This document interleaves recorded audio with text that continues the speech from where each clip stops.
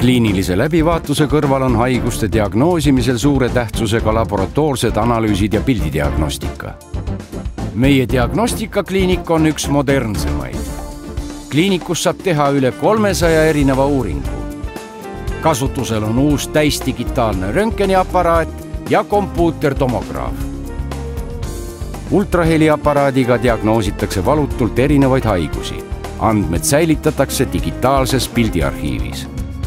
Laboris tehtud analüüsid on olulised haiguste avastamisel. Mikrobioloogia laboris määratakse erinevaid haiguse tekitajaid.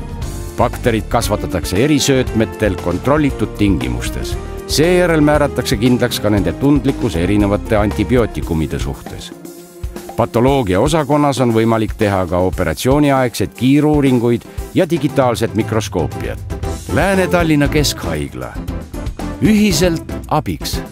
Registratuuri telefon 1314.